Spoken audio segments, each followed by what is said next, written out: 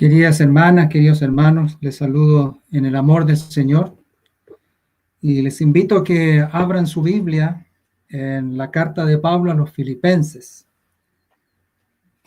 Vamos a leer el capítulo 4, versículos 4 al 7. Filipenses, capítulo 4, versículos 4 al 7. Dice la palabra del Señor: regocijaos en el Señor siempre. Otra vez digo, regocijaos. Vuestra gentileza sea conocida de todos los hombres. El Señor está cerca. Por nada estéis afanosos, sino sean conocidas vuestras peticiones delante de Dios en toda oración y ruego, con acción de gracias. Y la paz de Dios, que sobrepasa todo entendimiento, guardará vuestros corazones y vuestros pensamientos en Cristo Jesús. Amén. Oremos. Padre y Dios nuestro, te alabamos, Señor, porque tú eres el Rey soberano y Señor sobre nuestras vidas. Te alabamos, Señor, por tu palabra y te rogamos, oh Padre, que podamos meditar en ella, escuchando tu voz, y que tu Espíritu Santo, Señor, redarguya, instruya y convenza de pecado, Señor, a cada uno de nosotros, de tal manera que podamos volver los ojos a Jesucristo y atesorar y amar en nuestro corazón el Evangelio que tú nos has dado. Te pido, Señor, que dirijas mis palabras y que nuestros oídos estén atentos a la voz de tu Espíritu Santo. En el nombre de Jesús, amén. Queridos hermanos y hermanas, este domingo 27 es el último domingo del año 2020. Ya el próximo domingo vamos a estar en un nuevo año. Y es habitual hacer un recuento de lo que ha sido el año que termina y de planificar el año que se inicia. Eso es muy propio de nosotros, los seres humanos, las distintas personas, familias. Vemos cómo ha sido este año y proyectamos las cosas que vienen en el futuro. Eso no tiene nada de malo.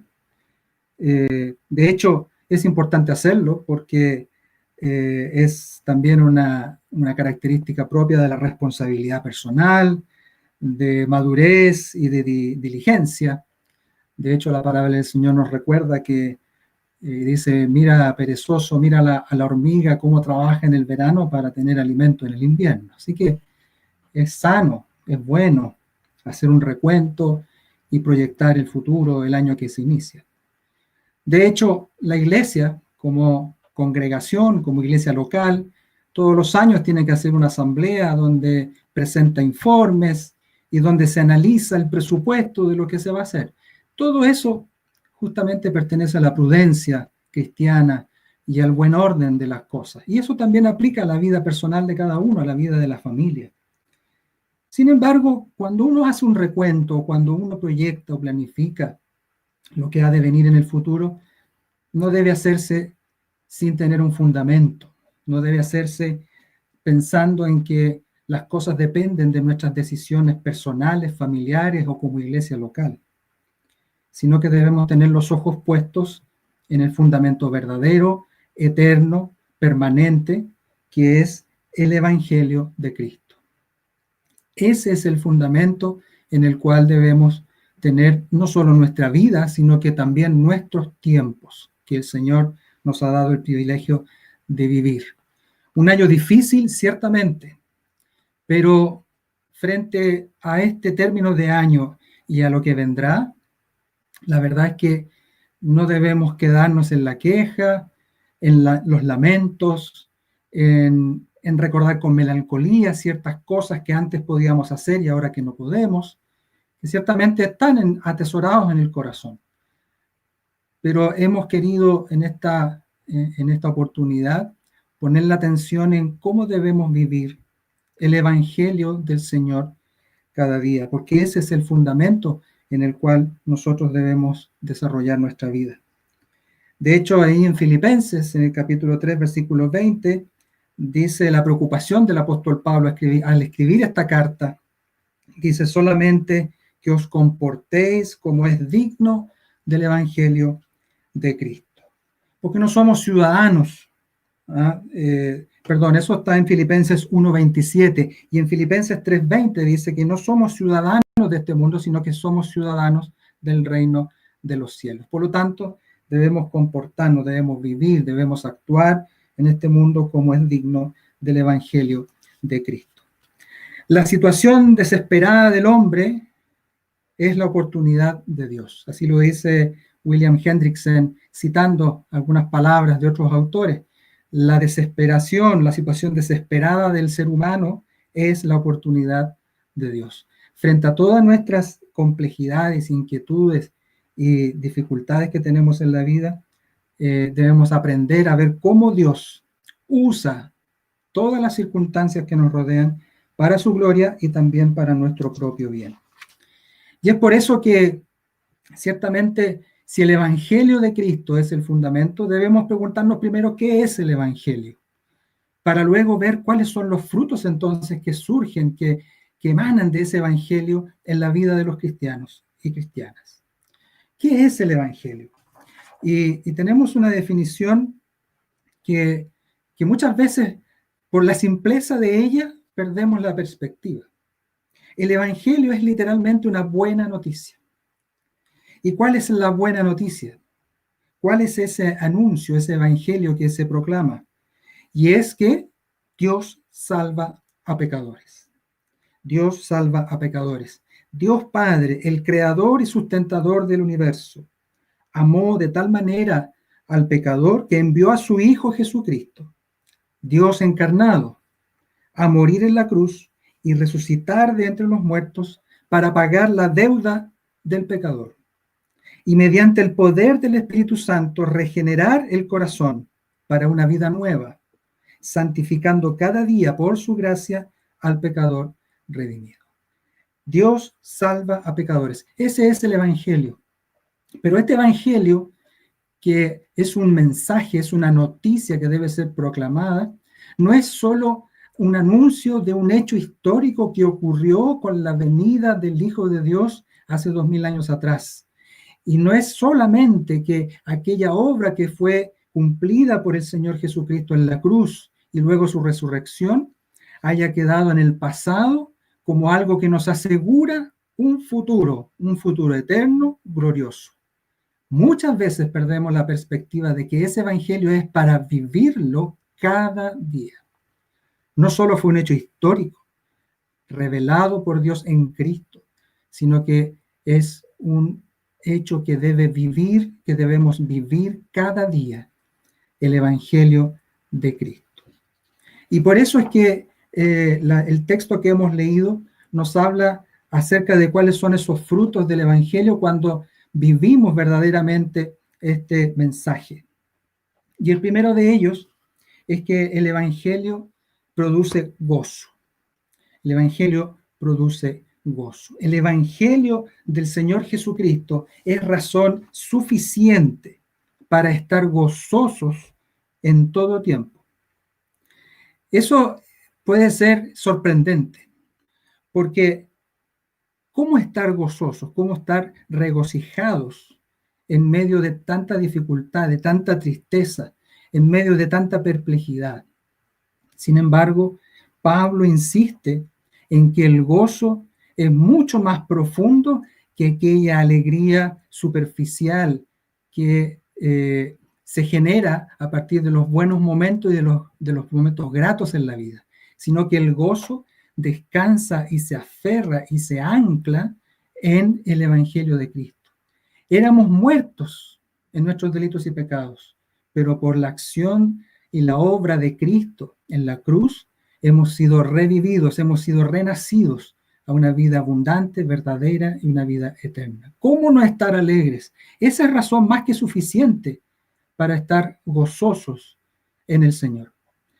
El gozo del Señor es una característica, una marca bien especial de esta carta de Pablo a los Filipenses. De hecho, unas 16 veces Pablo menciona el gozo, tanto el gozo que él experimenta como persona, como ministro del Evangelio, y cómo él también llama a los destinatarios de la carta a imitar ese gozo y a gozarse en el Señor. 16 veces el apóstol en esta carta menciona el gozo, el regocijarse en el Señor. Y algunas características de este aspecto, de este versículo, el versículo 4 y 5 que tenemos en la palabra del Señor, dice, regocijaos en el Señor siempre. Otra vez digo, regocijaos. Vuestra gentileza sea conocida de todos los hombres, el Señor está cerca. La primera característica que vemos aquí es que el gozo que el Evangelio produce en el corazón de los creyentes no es algo que deba ser considerado como voluntario, no es algo que debe ser hecho según nos parezca bien, sino que vemos inmediatamente que hay un imperativo, es un mandato. Y eso muestra que el gozarse en el Señor debe ser cultivado por el creyente. Y lo está escribiendo una persona, Pablo, que ha experimentado el gozo en su vida y en su ministerio a pesar de todas las dificultades. De hecho, esta iglesia en Filipos, la primera iglesia de Europa que fue plantada por el apóstol Pablo, y ustedes pueden leer en el libro de los Hechos cómo nació. De hecho, Pablo fue encarcelado junto a Silas y justamente fueron azotados, fueron maltratados, y aún en medio de aquella circunstancia, él cantaba junto a su hermano alabanzas a Dios. Pablo, a través de sus cartas apostólicas, vemos cómo él dice que todo lo que ha sufrido azotes, ha sufrido cárcel, ha sido apedreado, muchas veces ha estado en el camino con peligro de su propia vida. Tantas vicisitudes que sufrió el apóstol Pablo. Y ahora, justamente cuando escribe la carta a los filipenses, está preso en Roma, probablemente pronto a saber la sentencia y con el riesgo serio y efectivo y real de que puede morir. Aún así, Pablo, en la carta a los filipenses, que les recomiendo leerla completa, él dice, me gozo en el Señor porque el Evangelio está prosperando. En mis prisiones el Evangelio prospera, dice el apóstol Pablo. Siempre él recuerda su experiencia personal de cómo él se goza en medio de las dificultades. Y les dice a sus hermanos de la iglesia de Filipos, con un cariño entrañable, con un amor profundo por sus hermanos, les dice, ustedes también gócense en el Señor. Regocijaos. Un momento, se los vuelvo a decir, regocijaos en todo tiempo, siempre. Así les dice Pablo a los filipenses. Y el gozo del Señor en el creyente se cultiva de adentro hacia afuera. Es un gozo interno que se desarrolla y se cultiva en el corazón, pero que se manifiesta y se expresa también en lo externo. Porque después de dar este mandato, Pablo dice, vuestra gentileza, vuestra amabilidad, vuestra simpatía, vuestra empatía sea conocida de todos los hombres. Es decir, se manifiesta externamente ese gozo mediante nuestra propia experiencia de vida cotidiana. Yo recuerdo hace unos años atrás que compartía con un colega que fue mi jefe en algunos años atrás y teníamos la discusión sobre algunas personas con las cuales trabajábamos, personas de las comunidades. Yo siempre he trabajado con comunidades, juntas de vecinos, comunidades rurales. Y había un caballero, no recuerdo el nombre, pero que cada vez que teníamos algunas actividades, talleres, siempre miraba el vaso medio vacío, siempre se quejaba, siempre criticaba lo que no se había hecho, jamás ponía atención en las cosas que se habían hecho o que se estaban haciendo. Y mi jefe me decía, no, es que ese caballero es amargo. Y me quedó grabado esa característica que él le digo porque calzaba perfectamente con la conducta de esa persona, una persona amarga. Hermanos, los creyentes no podemos ser amargos. Podemos pasar dificultades, podemos tener tristeza en nuestro corazón, podemos necesitar muchas veces estar a solas y tener espacio para poder llorar delante del Señor nuestros problemas, nuestras dificultades, incluso como Habacuc, poder quejarnos delante del Señor, que es el autor y consumador de nuestra fe. Pero el creyente debe cultivar el gozo en su corazón, porque el Evangelio, el saber que hemos sido rescatados de la muerte, es más que suficiente para estar con una sonrisa interna del corazón, que también se debe manifestar en amabilidad, en cercanía, en amor al prójimo, a nuestros hermanos, no solo los creyentes, no solo de la iglesia, sino que en todo el mundo en donde nosotros nos toque actuar. Y Pablo dice, después de que habla acerca de este gozo interno que también se expresa de manera externa, dice, el Señor está cerca. Y es interesante porque dice esa frase después, ahí al final del versículo 5. Y es porque el Señor tarde o temprano, el Señor vendrá. Y debemos considerar que lo que nosotros debemos hacer mientras esperamos su venida, ya sea que vayamos nosotros primeros a Él, o ya sea que Él venga por nosotros, debemos hacer esto y debemos estar cultivando nuestro gozo en el Señor y nuestra amabilidad para con todos los hombres. ¿Cómo entonces estar gozoso en medio de tantas dificultades, de tantas tristezas? Siguiendo el ejemplo de Jesucristo, siguiendo el ejemplo de aquellos que dieron su vida por servir en el ministerio del Evangelio. El Evangelio es razón suficiente para estar siempre gozosos. El Evangelio produce gozo. Pero además del gozo, el Evangelio produce gratitud y devoción en los creyentes. El Evangelio produce gratitud y devoción en los creyentes. El versículo 6 dice, por nada estéis afanosos, sino sean conocidas vuestras peticiones delante de Dios en toda oración y ruego con acción de gracias. El Evangelio es razón suficiente para tener profunda gratitud y confianza en la provisión de Dios. Depender del Señor en todo no es solo un eslogan para el creyente. Depender del Señor en todo es una forma de vivir y que se expresa en todas las dimensiones de nuestra vida, de nuestra existencia, en nuestros pensamientos, en nuestras palabras, en nuestras acciones, en nuestra intimidad personal con el Señor, en nuestra familia, en nuestra iglesia y en la sociedad en la cual nosotros vivimos.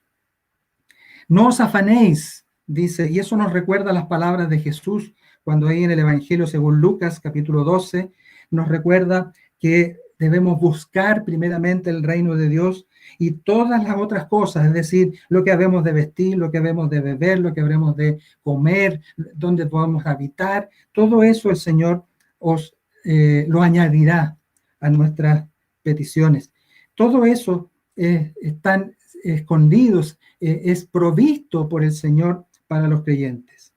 Y debemos entonces, confiando en que la provisión es de Dios, debemos presentar las peticiones concretas. Dice el texto que las peticiones sean conocidas delante de Dios. No se inquieten por las cosas que necesitan, sino que presenten todas sus peticiones delante de Dios. ¿Cómo debemos hacerlo? Dice, debemos hacerlo con devoción, es decir, con toda oración y ruego. El Señor nos enseñó a orar y nos enseñó a tener una actitud reverente delante del Señor, una actitud de devoción, de sumisión a la voluntad del Señor. Y dice con súplicas.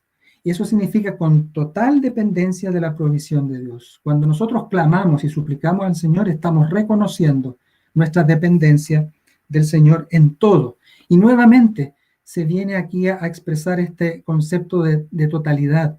Dice, toda petición debe ser presentada al Señor.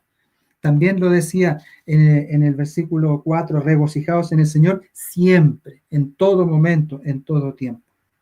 Y debemos hacerlo finalmente con acción de gracias, con gratitud. ¿Cómo no ser agradecidos por el Evangelio de Cristo? ¿Cómo no ser agradecidos no solo una vez cuando nos convertimos al Señor por el sacrificio de Cristo en la cruz? ¿Cómo no ser agradecidos todos los días por lo que Dios hizo en Cristo por nosotros?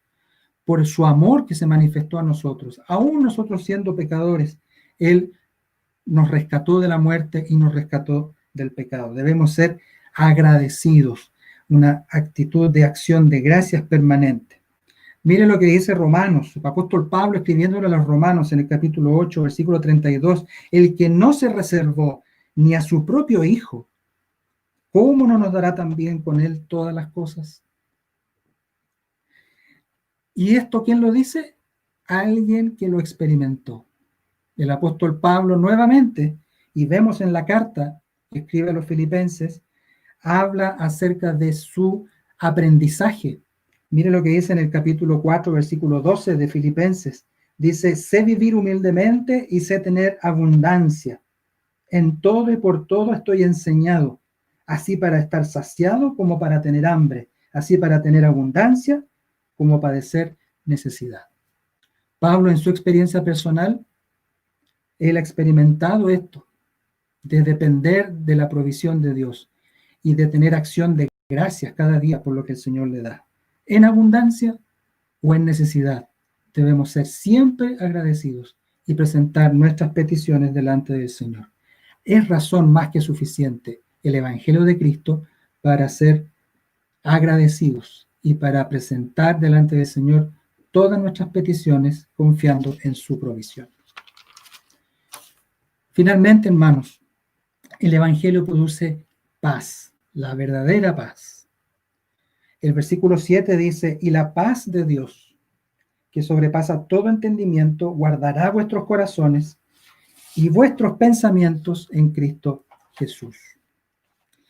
El Evangelio es razón suficiente para experimentar la paz verdadera del Señor. Esa paz que es plenitud de vida, esa paz que es la reconciliación con el Dios soberano, con nuestro Padre, por medio de la obra de Cristo Jesús. No es ausencia de conflicto, no es ausencia de guerra, la paz, sino que es la reconciliación que solamente Cristo puede declarar por medio de su sacrificio en la cruz. Y aquí encontramos algo muy hermoso. La paz de Dios es aquella que ha sido decretada por Jesucristo para los suyos. Nadie que no conozca verdaderamente al Señor Jesucristo podrá tener la paz verdadera del Señor en su corazón. Si no has conocido el Evangelio, o si lo has conocido solamente de manera intelectual, solamente lo has escuchado, pero no lo has recibido, no lo has abrazado, no has creído en tu corazón que Jesucristo es el Señor y que Dios, por el poder del Espíritu, le levantó de los muertos, no podrás tener la verdadera paz en el corazón. Y eso nos lo dice también el propio Señor Jesús en el Evangelio. Ahí en Juan 14, versículo 27, Jesús le dice a sus discípulos, mi paz os dejo, mi paz os doy. No como el mundo la da. No como el mundo la da. La paz de Dios es distinta, es determinante y es definitiva. Y esa paz, por lo tanto, sobrepasa todo entendimiento. Es interesante ver, haciendo un paralelo, cuando se refiere Pablo, escribiéndole a los Efesios, en el capítulo 3, versículo 14 al 21, acerca del amor de Cristo, y que dice que ese amor que Cristo tiene por su iglesia, por los creyentes, ese amor excede a todo conocimiento. Aquí está la misma idea. Esa paz que el Señor nos da excede a todo entendimiento. Es decir, su altura, su profundidad, su anchura, su longitud es imposible de dimensionar o de medir por nuestra mente finita, por nuestra propia finitud, sino que es insondable. No quiere decir que nosotros dejemos de lado nuestro entendimiento, porque el ser humano, cuando es alcanzado por la gracia, es redimido en su totalidad. Y nuestra mente entonces lo que hace es que busca acogerse a la gracia y descansar y refugiarse en esa paz verdadera que el Señor da, pero no alcanza a comprenderla del todo, lo suficiente para depender del Señor. Y lo más característica de este último versículo que hemos leído es que nuestros pensamientos y nuestros corazones serán guardados en Cristo Jesús. Nuevamente emerge aquí la centralidad del Evangelio y en este caso la centralidad de Cristo el Señor. La cristología de Pablo aquí emerge y no solo en este versículo, sino que lo vemos a lo largo de toda la carta de Pablo a los filipenses. En el capítulo 1, versículo 21 dice, para mí el vivir es Cristo. En el capítulo 2, versículos 9 al 11 dice, lo exaltó cuando habla acerca de la humillación primero de Jesucristo, que murió en la cruz siendo obediente hasta la muerte. Luego dice que el Señor lo exaltó hasta lo sumo y le dio un nombre que es sobre todo nombre, y que toda rodilla se doblará y toda lengua confesará, reconocerá que Jesucristo es el Señor, centrado en el señorío de Jesucristo. Filipenses 3, capítulo 8 dice, todas las cosas, dice, las he estimado como pérdida, como basura, por la excelencia del conocimiento de Cristo. Y en Filipenses 4:13, que habla justamente de la dependencia, la provisión de Dios, dice, todo lo puedo en Cristo que me fortalece.